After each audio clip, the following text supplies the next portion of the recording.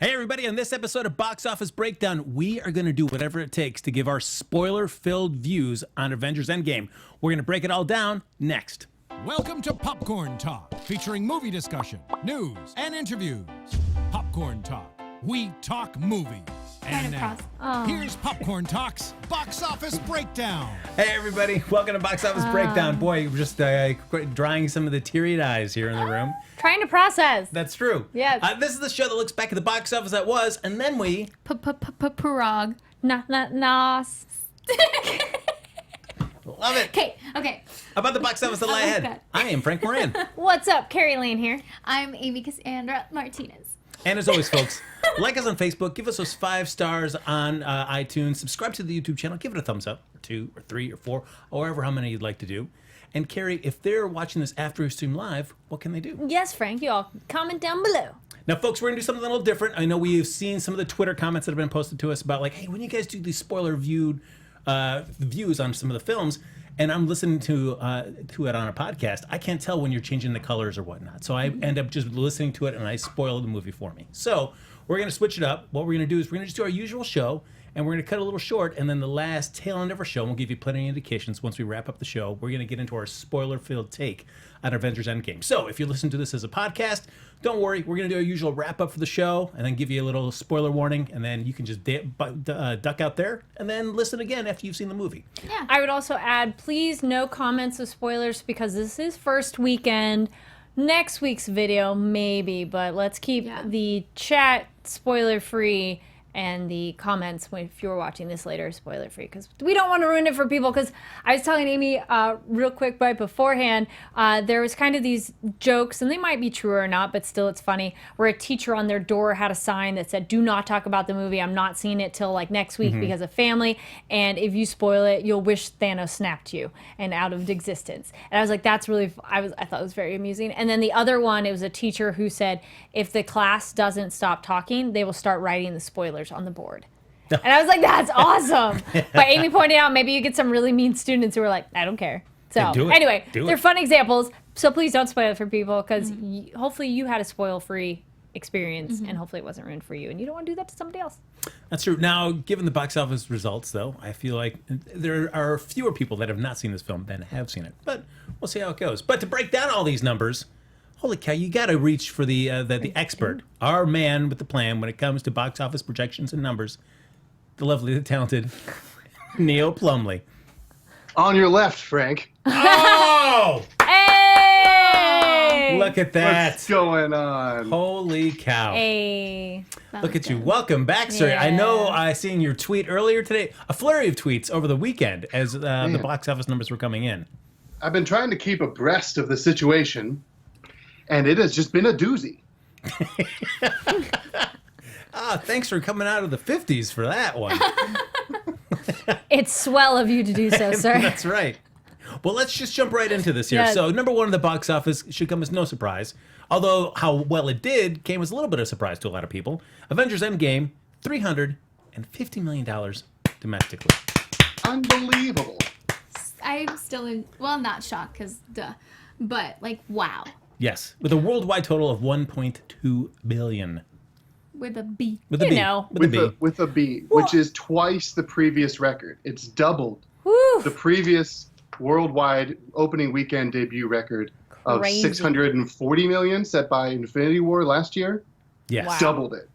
Now, I know a lot of AMC theaters, they were letting it go, like, we're going to keep this theater, it's like 17 theaters, said, we're going to keep this theater open 24 hours for 4 days to meet all the demand. Yeah. Wow. And I would love to know somebody that went and saw this at like 3, 4 in the morning. I would love to just see what that experience is like, how crazy it was in the theater. Let us I know saw in the comments. 11:30 a.m. on Friday, and my showing was, I'm pretty sure, sold out. They added a 10:30 a.m.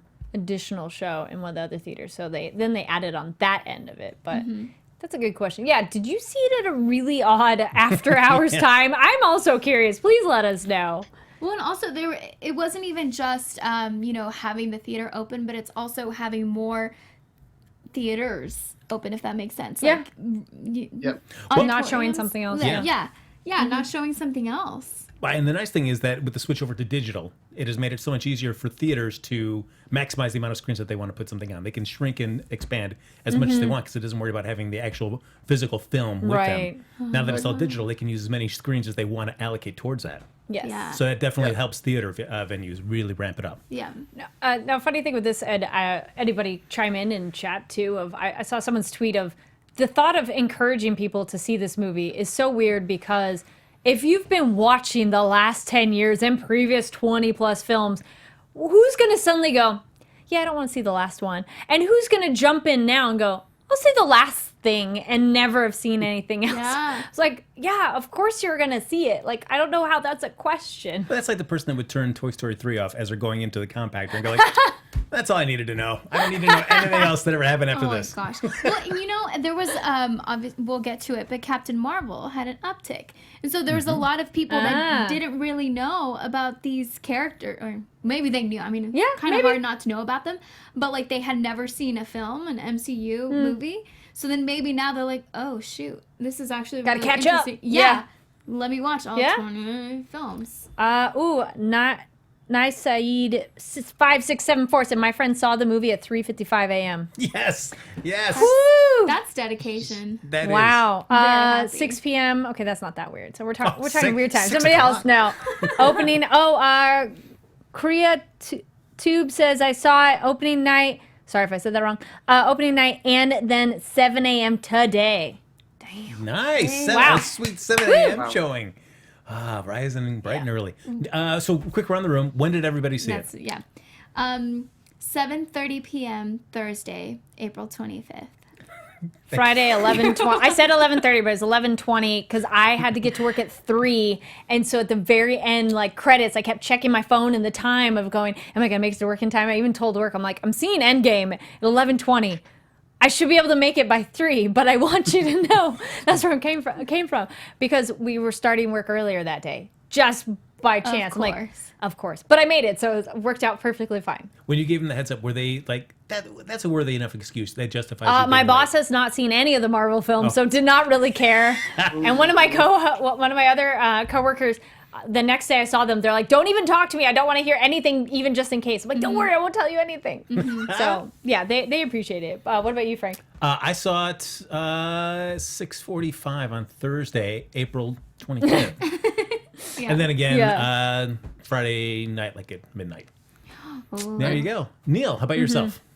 Also Thursday, April 25th, but it was 7 p.m. Eastern time, which would have been 4 p.m. So, You saw it for all of us. Wow. Look at way to go, Neil. Always look at the that. trendsetter. It paid off. Oh. The whole move paid off. And then back from the chat, the person who mentioned Niceed said, yeah, they're the person who saw it at the AM said, yeah, there were only a handful of empty seats at the 3:55 a.m. showing. Jeez. Wow. That's dedication. I'm sorry, I could not. That'd be past my bedtime, either too early or too late.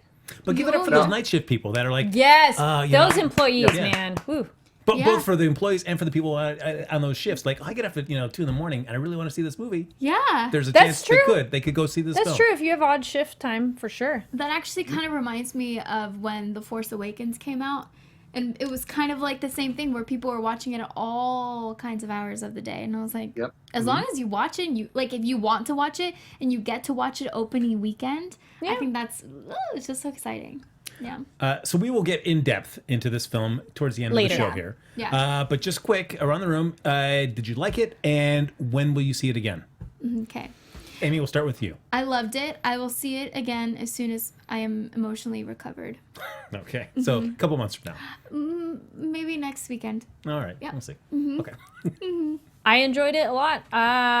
You don't see them again. I don't often see them again, but I have a friend who hasn't seen Infinity War, so that maybe when this gets on video or, streaming, that we would maybe watch those. I would watch it with someone else again later. Okay. It'd be nice also to have that time to digest and then watch it again with someone new. Because that's the other thing, too. I enjoy it. The only time I ever like to see a movie again is if it's like a brand new time, because then you're like looking over at that person like, is that moment? How are they feeling? Because then it like reignites it for you and makes it new again. Nice. All right. Neil? I loved it. I had an amazing time watching it. I kind of wanted it to keep going.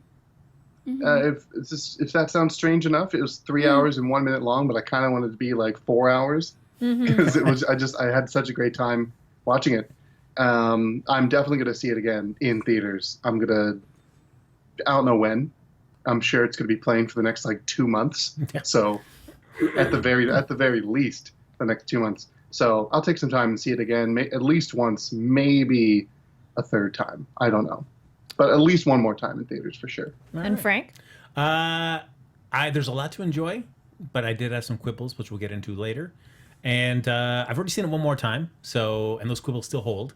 And I think I'd like to see it at least one more time in the theater. Cool. So 3 times, Carl. Yeah. I want to hat trick this film. Yeah. So, this came in at $350 million domestically. Oof. And the projections were smaller than that, but it took even industry insiders by surprise as well. But what I loved about Disney's campaign is that, one, this is a culmination of 22 films in the Marvel Cinematic Universe, kind of an end to, Spider-Man Homecoming will be the official end to Phase 3. But for all intents and purposes, this kind of really is like the climax of this phase. Disney didn't really.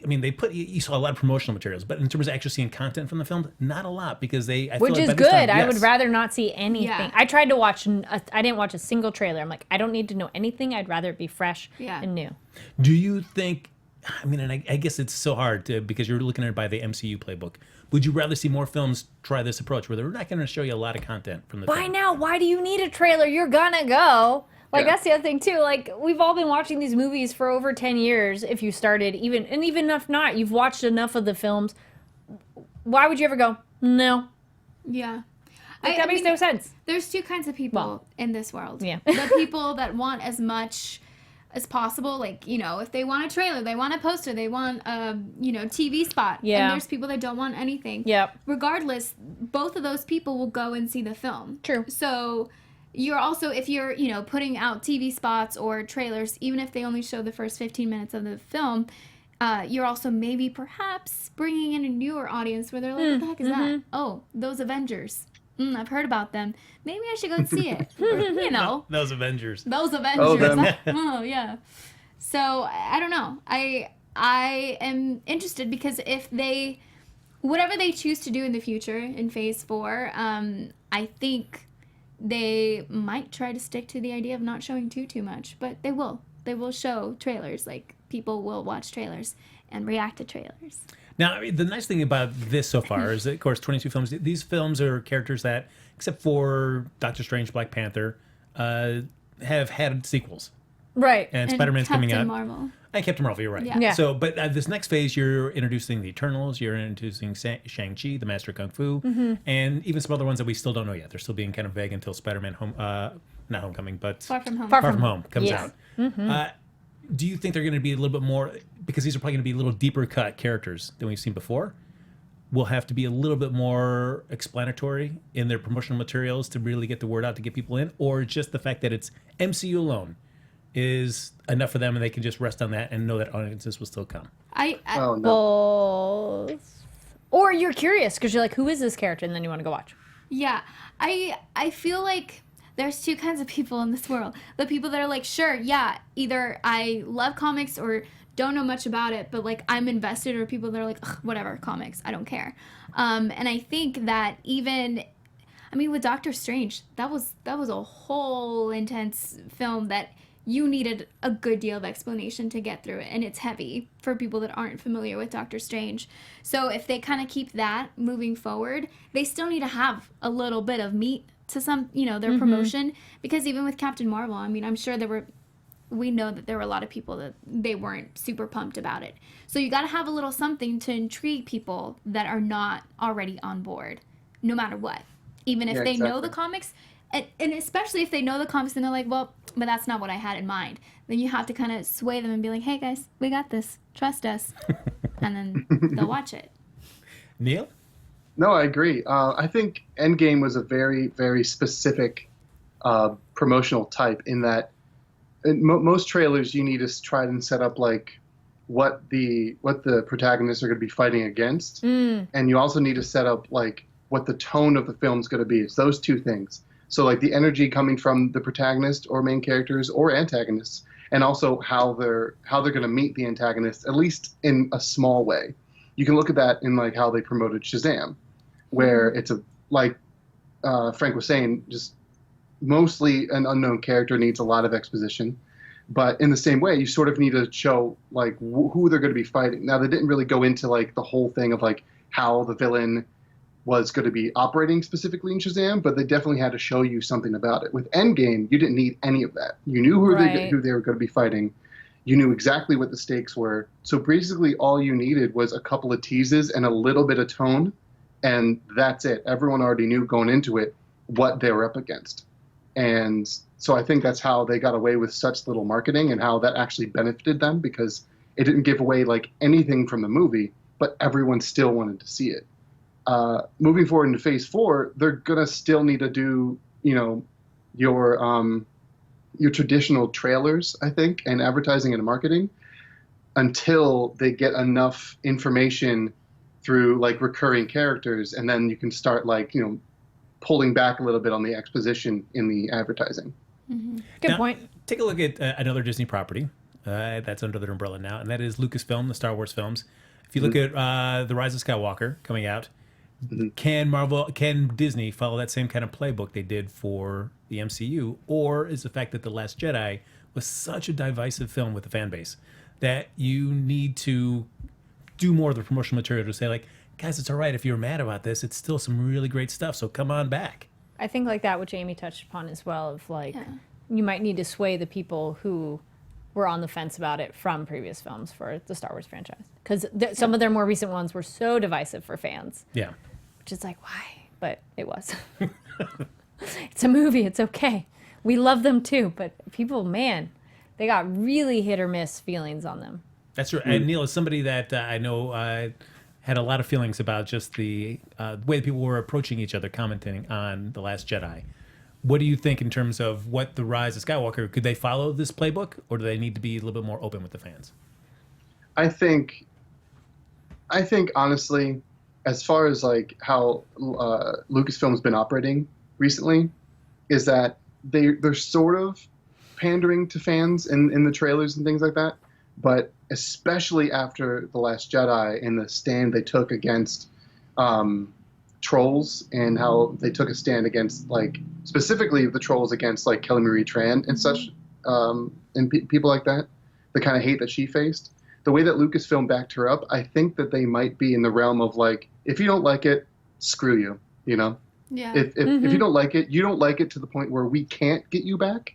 So fuck it, basically. Well, and especially like if it's like, if you don't like it and you make people feel bad almost for liking it, or make them feel stupid for liking it, and making sure that you get your point across that it's a dumb film according to you, I think that's where it gets toxic. If they just didn't like it, it's like, whatever, but like, you guys can enjoy it, that's cool, then I think Star Wars people, Disney people would be okay with it. But don't bring hate.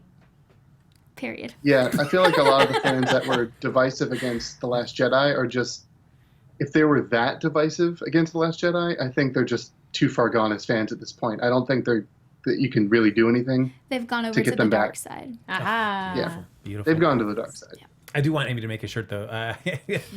Don't bring hate. Period. I didn't know where I was going to go with that, so I just ended it. That was nice. That was I liked it. That was great. Nothing more need to be said. Yes. Exactly. So, folks, we're gonna kind of go through the show accordingly, and then we'll get to the point where we wrap it up, and then get into our spoiler in-depth look. Excuse me. I'm so excited All of that about Avengers Endgame. So, coming in at number 2 at the box office, as Amy was mentioning, it gave a nice shot in the arm to Captain Marvel, which it came out a little over a month ago, about 6 weeks, but rocketed up to number 2 with another $8 million. Due to a lot of interest in Avengers and the Marvel Cinematic Universe. Because that also came out not that soon, or it came out pretty soon before Endgame, that maybe you missed it. Maybe you didn't get to see it in theaters yet. And so now you'll be like, ooh, I like this character, or this character is interesting, I want to learn more about them, and then go back. Like, she's a character that there wasn't as much history already established. Like, some of the other films have been out for so long that you had access to them or something, but Captain Marvel's like, oh, wait, I didn't see it yet. And then caught up to it. Let me just go next door Yeah, exactly. Be like double feature. But yeah. That'd be a long day, but yeah. What a great Do it. It'd be a good day. Coming in High, further, faster, baby. Yes. Thank you, Neil. Number 3, The Curse of La Llorona. Close. Llorona. Llorona? Yeah. You're almost there. You say Llorona, I say Llorona. Let's call the whole thing off. My Llorona. Ba-da-da-da-da. That made $7.5 million there. Anybody seen this? Carrie is a resident horror enthusiast. You know, I was not. Well, we talked about this, and Neil, your thoughts on it, because I know you enjoy some horror films as well. It just looked too cookie cutter for me. That we've checked off our boxes to make a horror movie, but it felt like the trailer had no heart. I didn't care about anybody. This movie really did not pique my interest. I mean, the mythology is interesting, but I don't feel they went that direction with it. I feel like I feel the same way. I wanna still watch it because I mean, being a Latina, like it's pretty well known in our culture, but right now the priority was Endgame, and I need to take care of myself after watching Endgame. So maybe I should just scare myself by watching it. Were you ever scared? Oh, Brie! And Brie, your thoughts? Okay. Yeah, like it's not the best horror film in the world, but it had enough good scares and it had enough dumb characters, like that makes sense. Yes. Like, hey, let me go do this really stupid thing right now. So it had like that. If it gave you a little bit of mythology, I went and looked up mythology afterwards. So it doesn't really tell you completely what it actually is, but it gives you but it's not. Okay. Would you say you need to see it in theaters, or it's okay to wait till? Okay. Do you need to see it at home, or can you just read the Wikipedia article? Oh my gosh. Right? Wow. Oh, okay. Yeah, see, we both go, Ooh. oh, okay, maybe. Yeah, I feel it's one of those that maybe I'll watch it later. Like, it'll be a Redbox rental. All right. Like, not really a rush. Somebody was pointing out Hellboy is not on the top 5. No, it definitely got boxed out. It lost over 2,000 screens Yeah. because of Endgame coming in. Yeah. Thanks, Neil. Brie mentioned something interesting there when it comes to horror movies, the dumb characters. Do you... For me, I feel like my dumb characters in horror movies irritate me because it's like, why aren't you doing this? But I guess you need dumb characters sometimes to get the plot moving. No, you do not. All right. It's a good horror The movie. better horror movie is if people try to do the right thing in that situation and it still doesn't work out or something else beyond their control. But when someone just does something idiotic and you're sitting there like, no, and I mean that, though that is part of the experience, it's just very frustrating. But at least if they try something to the information they have, maybe the audience knows better, but the character goes, this is the information I have, this is the thing I'm going to do, and then something bad happens, they at least tried to do the right course of action. But if it's totally like, I'm an idiot, I'm going to do something stupid, you're just sitting there like, can you please die already? But then it's kind of fun, like Final Destination movies that you're like, I'm ready to watch you die. Yeah. Which one is Jamie from Halloween 2, 3, or 4? Can't Which remember. one? Jamie Lee Curtis? No. No. Oh, Jamie... the girl. The girl. Yes. She is a freaking rock star, and I will always root for her. I think she's 4, the 4? return. Yeah, the Chris Okay. Michael Myers. I was like 2, 3. Yeah, you watched all of them. Yeah, that's why it's kind of a blur now. Sure. But yeah, she is not dumb at all, and I don't know. I feel like more people need to give Jamie credit. She's doing well. I don't know her real name, but she will always be Jamie in my heart. That's her. I mean, that character was treated poorly with the Paul Rudd installation of that. That was. I know. That was a rough I know. one. Coming in number 4, Breakthrough, for its second week from Fox, $6.3 million. And rounding out our top 5, Shazam from Warner Brothers, $5.5 million. Woo! That's 3 superhero movies. At the box office. In the top 5. Yay. Look at that. Now we're going to get some international numbers here. And along with that, I know Neil tweeted to us this great little summation of everything. And I'm sure Neil has got that on hand. I can have Yes. it on hand. But For the monies? Yes. Or just in terms of like the benchmarks that it made this weekend. Yes. I was... Oh, go ahead. Quick pause on that before we deep dive, but I wanted to give a quick shout out to new anime film in theaters. I guess I'm also the resident anime expert. Because go watch AfterBuzz Anime Reviews. We talk about anime shows. Oko's Inn had a short run via Fathom Events. But check your local listings, because I saw here in Los Angeles, the Laemmle Theater had additional screenings. So that was kind of nice. Like if you couldn't go Monday, Tuesday, they had some other ones. And it's about a young girl called Oko, and she goes to work at this onsen inn, so like the hot springs and stuff with this, with extended family. And it's really cute. The director, Kitaro Kosaka, was a lead animator for Studio Ghibli films, so it has that vibe of the style, and it's very cute, very pretty. They also have like the culture of like a festival going on. So that was really nice to really feel like you're a tourist there, of enjoying, like, I'm here and I get to see like what day-to-day life is. But it also deals with grief and processing that. It also deals with different kind of friendships in terms of like there's a other inn that's like competition for them, but like how do you talk to those people? And it's not too little kitty, which I liked, because it is rated, I think it's rated G, but it didn't feel like for children per se. Like kids could enjoy it, but as adults you could enjoy it as well. Like it had a lot of depth and a lot of heart to it. So I do recommend that if you get a chance to see it. Oko's Inn, that's Okko, Oko's Inn. It's Nice. very cute. All right, look at that. That was our anime moment. Yes. So for international numbers, folks, it all came down to this: that Avengers Endgame obliterated worldwide, overseas, and domestic records. As we mentioned, it took them an $859 million start at the international box office for an astounding $1.2 billion total this weekend. Just a small little number here. A little bit. Change. Now, I know Neil tweeted out this little great thing to us here to make sure that we saw this. have Just some it of the up now. records. Yes. So, Neil, just give us just like a nice sampling of some of the major records that this film broke over the weekend. Well, it has the largest preview Thursday, largest Friday, largest opening day, largest single day, largest Saturday, largest Sunday of all time. Just a couple things. Getting into some of the really cool ones, like you said, the international opening numbers were 859 million. That just about doubles The Fate of the Furious, which was an impressive number at 443 million for its international opening weekend. And again, like we said before, its worldwide total is 1.2 billion, which also doubles the previous record set by Infinity War of an international or a worldwide opening weekend of 640 million. It also has like miscellaneous ones like Global IMAX, Global 3D. It also has the highest per theater average of any movie in history, or for any wide opening film, and that's $75,000 per theater. Wow. Which domestically is 4,600 theaters. It's impressive. It's insane. It's a tsunami in the box office right now.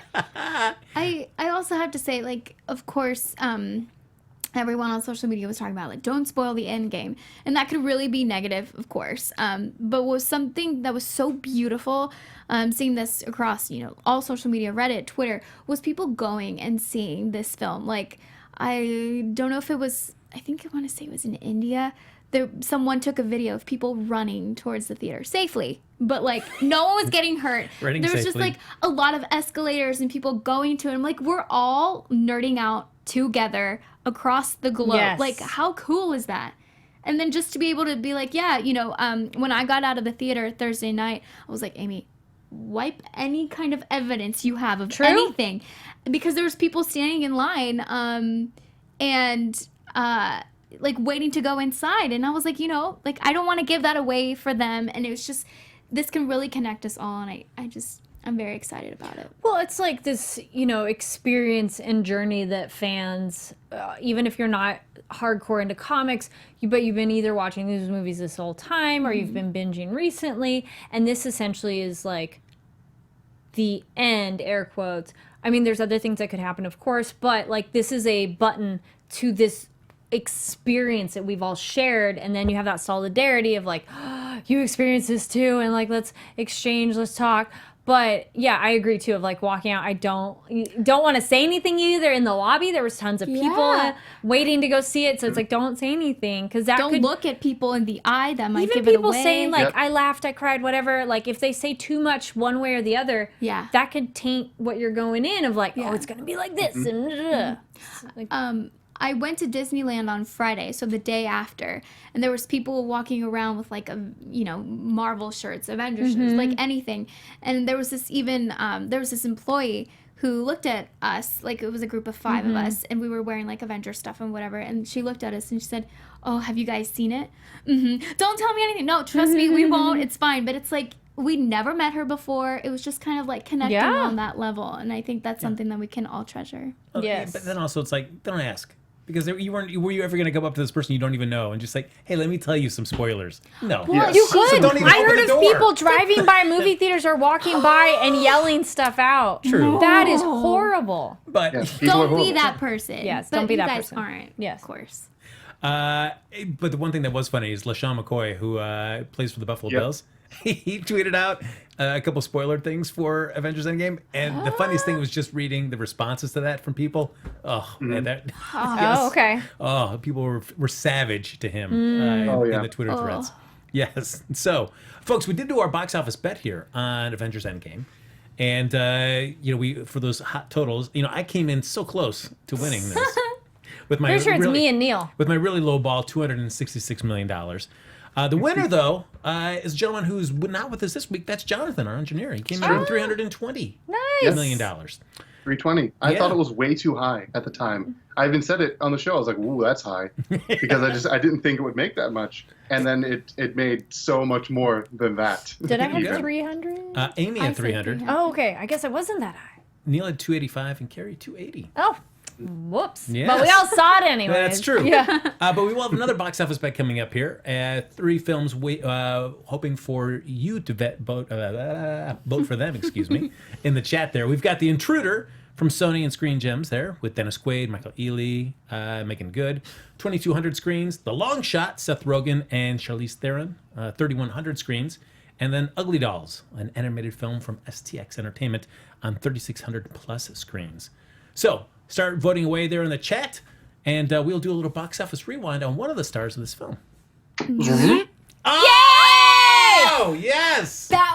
Neil, good job. Beautifully done. Beautifully done. So I thought we'd take a look back at, in the long shot, our boy Seth Rogen. His top 5 films at the box office for opening weekend. Not in total, but just to the opening weekend. Okay. And non-animated. He's got a lot of animated films that have made a lot of money. But I'm going just for live action. You want the full Seth Rogen experience. You want to see and hear him, not just hear him.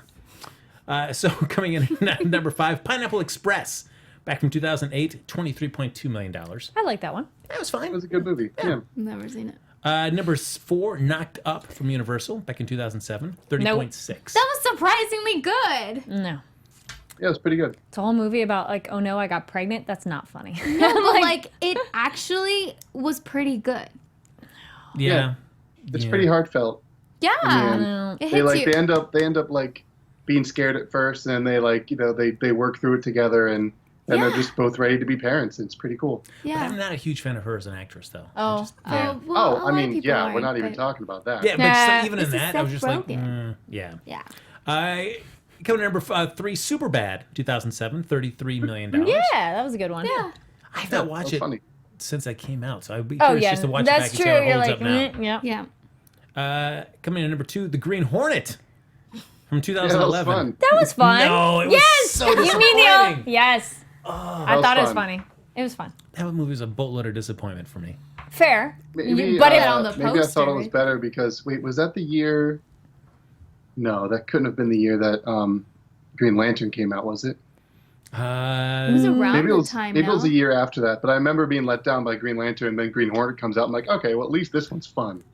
Yeah, I don't know. It's just Seth Rogen just never sold it to me as an action hero, and I feel like this is the character you really want to see. I want to see like the Ryan Reynolds with Michael Keaton. You want to see like the guy that's known for comedic roles step into an action role, and with that I can have some comedic. But you know moments. what, like Chris Pratt's kind of that in terms of comedic, but I believe he can do action. But I guess Seth is not there yet. I know he's just it's the laugh.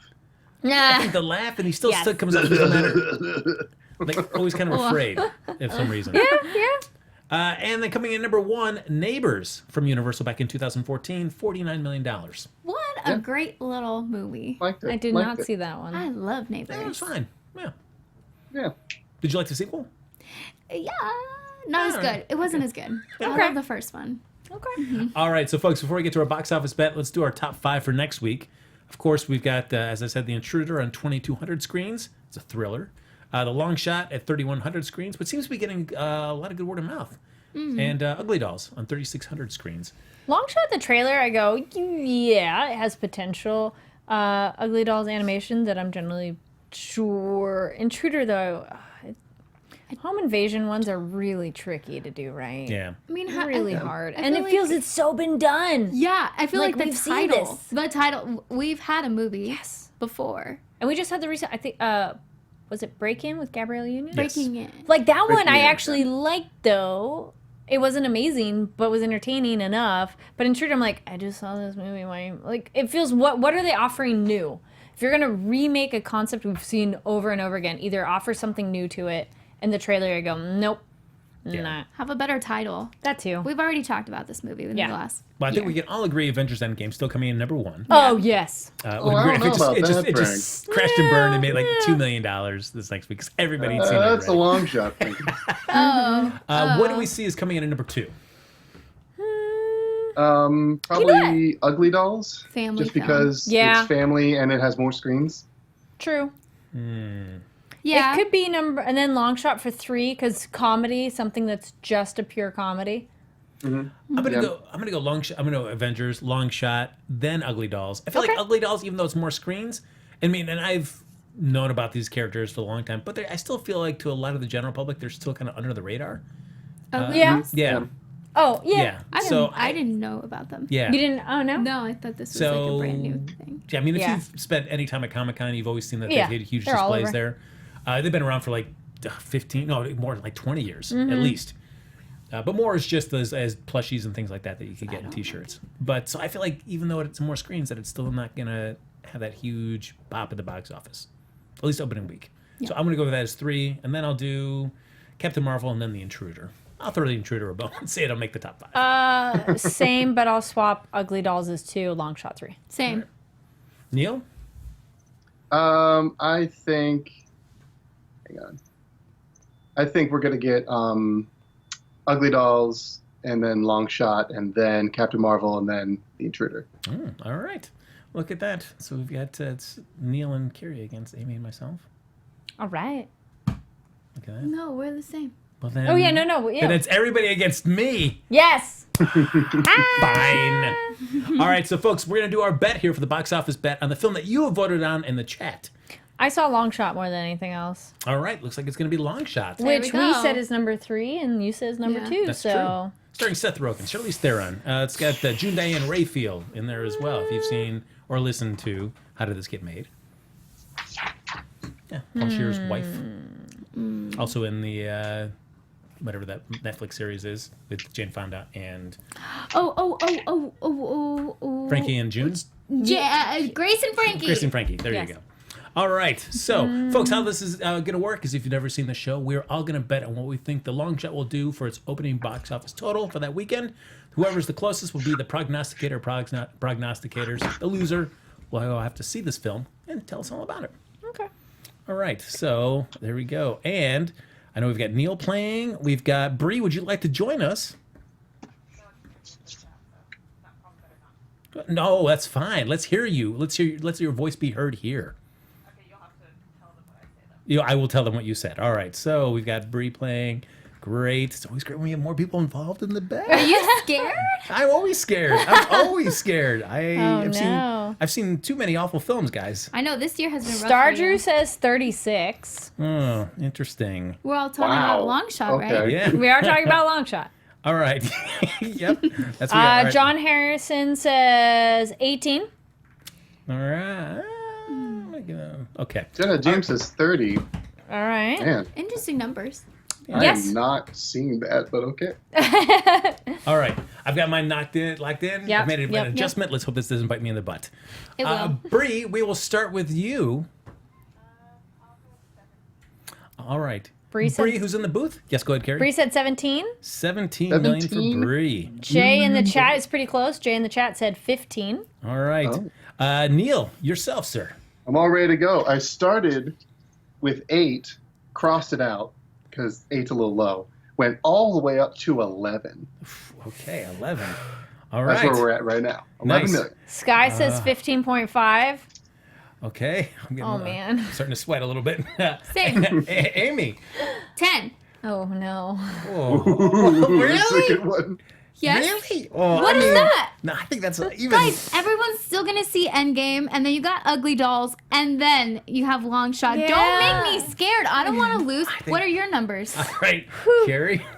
I What? said 23. Oh, no! What? Oh. I know. I'm like, oh, man. Oh, dang it, dang it, What? dang it. What? Oh, Frank. 24 million! Yes, I'm safe. No! Stay home. Stay home, guys. Go watch Endgame again. Oh, man. Oh, Frank. Fine. it. Because you've seen And I've Endgame. seen- You've But seen Endgame. You may not have because it was very, very Thanks, packed. Frank. It was hard to Thank get you. tickets. Yeah. All right. Well, Dang it, Neil. Why couldn't you do Yeah. great. Carrie, Fantastic. Bree, and I are sitting pretty comfy right now. that? Must be nice. It is. It feels great, let me Yes. tell you. Feels All right. great. Yes. So, folks, time is rapidly All right. running up. We want to get into some Avengers Endgame spoilers. So, we're going to wrap the show now. Stick with us after we've said our goodbyes. We will dive right into Avengers Endgame spoilers. We'll give you a heads up before we just dive in there officially, just in case you're still trying to ride that line to the very last possible second. But thank you for joining us here, folks. Like us on Facebook. Give us 5 stars on iTunes. Subscribe to the YouTube channel. Give it a thumbs up while you're there. 2, 3, 4, however many you can fit in. And if you're watching after we stream live, Carrie, what can they do? Yes, you can comment down below. And no spoilers. Come on, don't be that person. That's right. So, if you want to continue the conversation with any of us after the show is over, Neil, where can they find you, sir? Thank you, Frank. You can find me at places where people are found. At the Neil Plumley, that's TheNeilPlumley. Nice. And you guys can find me on all social media at Amy Cassandra MTZ. Nailed it. Oh, I like Oh, it. 2 The different. silence. Yay. That was Well, like- I was You waiting to guys see. didn't nail No, it. I was waiting to see what. It's fine. Okay. Anyways, You guys yes, didn't. and you It's can whatever. find me online at Kari Lane. That's KARIDLANE. Tonight is the finale for American Gods, so check that out. And then also, if you are into anime, go on AfterBuzz and we talk about anime shows. We're doing Fruits Basket. We're almost done with it. So Follow me on the Twittergrams at HappyGoJackie. Folks, that's going to do it for this episode. If you're watching and you don't want to hear or listen to any Avengers Endgame spoilers, Spoiler we'll see you time. back Spoilers. here next Sunday night. Yeah. But now, tune out now because it's tune spoiler in now. heavy. Spoilers. Spoilers. Spoilers. Spoiler alert! That always scares Spoiler me. alert! All right. We've got Spoiler alert! just a little bit of time. Spoiler So you've been alert. warned. Yes, plenty of If you're warning. Let's dive into listening, this. watching, we're talking spoilers for Endgame. Tune out now. Yes, so no more. This is it. If you're Yeah. here, it's too late. All right, Okay. guys. Oh. All right, Amy, you've had so many processing of emotion and reactions. What's going on? I have to say, going into it, I knew Iron Man, Tony, he was You gone. knew it? I knew it. I knew it because of Far From Home trailers. Peter Oh. looks super, super sad. And I'm like, you've been through stuff and you lost Tony. Cap, I really thought, that we were going to lose him too. Because I'm like, everyone's thinking one or the other. No, it's going to be both. Did not see Black Widow dying. That hurt in a way that it was different. It was different. Each death hurt differently and it was done differently, which I really appreciated because they could have just been like, oh, we lost them in battle. No, like it was different and I like that. But that doesn't make it hurt any less. There was a lot of tears, a lot of different times. And I think they did a really good job with the time traveling. I think that it could get confusing, but if you kind of just learn to ride the wave with it and be like, okay, got it, work with that, okay? And just the development of everyone. I think there should have been a few characters that, there was one that was missing from me, Nakia, Lupita Nyong'o. Winston Duke was in it, so it wasn't like any kind of scheduling conflicts with us. So I was like, so where is she? Some people were saying that she wasn't really... the kind of person that would fight or whatever, but she did. fought She in fought Black in Black Panther. Panther. So where was she? And some people were saying that Clint Barton had a lot of screen time. I'm like, we didn't get Hawkeye last time, and now we got Ronan, Yeah. and we got a lot of a lot there. So Yeah, it felt like the last film people were going like, well, where's Hawkeye? Yeah. Where's him? And now you get this and I'm like, man, too those are much. too much. God. I like someone's like, I like the new emo Hawkeye, like dark, well, maybe not emo, but like edgy one. I'm like, yeah, I like it's a new look. What I did like, though, about what you said about Black Widow's death, and I felt like that set also, they did a good job when it came up to Vision, is they set these things in motion where you realize it's going to come to a crisis point, and it probably will have a terrible outcome. So you knew once that Thanos was going for the Infinity Stones, and you know Vision has one, it's probably going to be bad for him. And the same thing when you see Thanos kill Gamora, realizing that's a sacrifice that's intended, that if they want to get that Soul Stone, another sacrifice is going to be intended. So I like that they set these things up that you know are going to have a sad outcome. And they stick because they stick to it. It's not like they're like, we can just magic this away and there are no consequences. The stakes are so high. Yes. Yeah. I for me, Natasha's death, Black Widow's death, was not as, it hurt, but not the same way because it was voluntary, and for how much pain she was in at that time, it was kind of a release for her that I go, okay, but like Tony's sucked more because he knew there was a risk, but he necessarily wasn't like, I'm going to do this and die. Like hers, like, I'm going to jump off a cliff. So I was sadder with Tony's, and I was a little bit sad that I wasn't more sad about her death. But again, it's a different kind of situation. But I was more like when he had his replay video for his daughter, that's when I was like, oh, in the feels. But because that showed like his personality, and then you're like, oh, I just miss him more. Neil? I knew what was going to happen to Cap, like the moment I started thinking about like quantum time travel and stuff. Yeah. Because he has the only time he ever fit in his surroundings was in the first Avenger. In every other movie, which is also ironically, not maybe ironically, but by design, directed by the Russo brothers, he has been like sticking out like a sore thumb of just justice and principles of old USA. Yeah. Like, he didn't fit in Winter Soldier when he's talking to like Nick Fury, and he's like, "What? You can't be doing this. You can't be surveilling everyone, and that's ridiculous." And then it gets to Civil War, and he's like, "We can't sign up for this because governments are gonna, do what they want with us," which is weird. And he's never ever fit in this time. So once they started talking about, once the ideas were coming out about quantum time travel, and then they showed the first trailer, and he's looking at his compass with Peggy on it. The only thing, like his true north, is Peggy the whole time.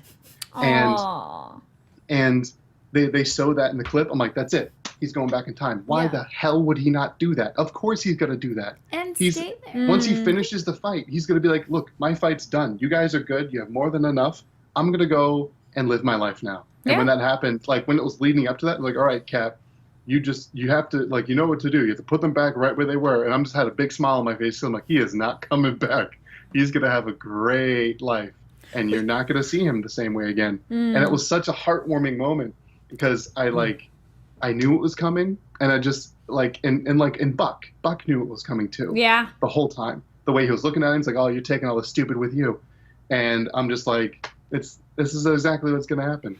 And I was so happy when it did. I'm going to disagree with you there, Neil. I mean, I like what I get what the filmmakers intended. It just didn't land for me. What part? The Cap's sacrifice. It just, and I watched it again the second time when I'm seeing it, I feel, because he's doing the crisis counseling at the beginning of the film after the 5-year jump about everybody's got to move forward. You just got to keep moving forward. And then he does have that scene with Black Widow where he says, some people do succeed in moving forward, and then there's people like us. But, I am just torn. Like Captain America, I see what you're saying, Neil, where he sticks out like a sore thumb, but he also represents the ideal, the dream. So even though he's a man out of time, he's an aspirational figure. Certainly he's out of time, but he's striving to show what everybody can be, reclaiming things that we once were that can lead us towards greatness in the future. So for him to step away from that, I felt just seemed odd to me. And I understand Peggy's his true north, but to go forward, I felt like to coach or counsel everybody else on living forward, either he's not being honest with himself or he's not living that full ideal that he should be to everybody else. It seemed as a character didn't work to me. See, he wasn't being honest with them. He even said that to Black Widow in like the next scene. Yes. He was like, I keep telling people to move on, but we don't move on. Yeah. And that was like a clear clue to how he doesn't move on. He's still mourning how he basically lost his life. He had to start over. And maybe if it had been executed differently, I would have bought more, because I know what they're trying to do, and it just, it just didn't land the way that they constructed it for me. It was passing the Jenna torch. James agrees with you, Frank.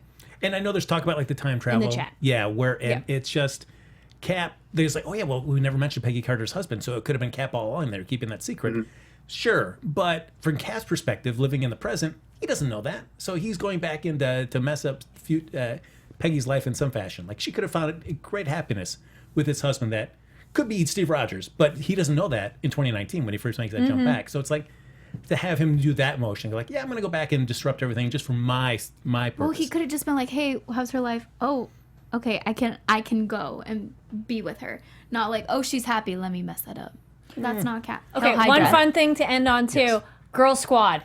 Oh, I was like, I want a shirt that's like Girl Squad. Exactly. I was like, yes! It was such a great moment of like, I wonder how many young girls and guys too, that was just such a great like power pose of all the ladies, which was weird of like, where'd all the guys go? But it was cool of like, yes.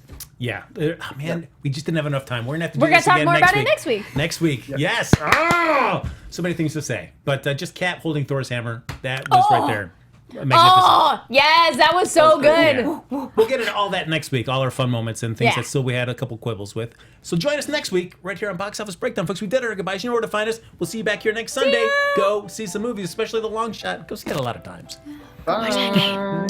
From producers Maria Menounos, Kevin Undergaro, Phil Svitek, and the entire Popcorn Talk Network, we would like to thank you for tuning in.